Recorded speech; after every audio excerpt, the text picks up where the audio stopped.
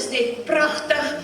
Julle sit in blom hierso, soos die lente daar buite.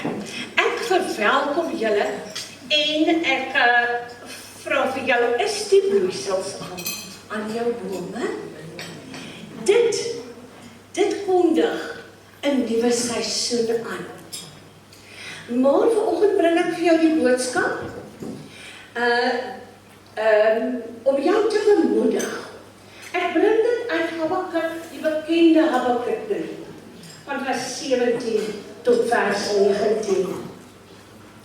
En al sou dan ook die vyeboom nie bot nie, al sou die wingerd sonder druiwe staan, al sou die graanoes misluk en die lande sonder graan staan, en die beeste, die klein vee, alles hier vergaan.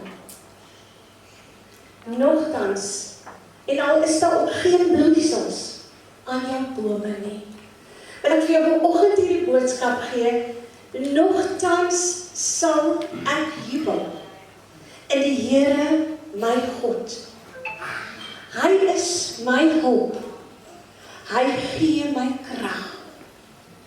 Hy laat my rats, hy laat my loop waar rats die ribbel gaan.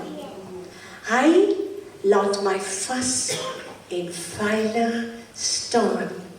Dit is my lentewens vir julle, dat julle sal vertrou op die Here en julle krag in hom sal vind en julle steeds in hom verbly. Want baie van ons het meer winter of herfs in ons lewe as lente. So dit maak nie saak nie, as jou bome geen bloeisels het nie, kan jy steeds juig in die Here God. Dit is die boodskap waarmee ek julle wil uitstuur en julle mee bemoedig vandag.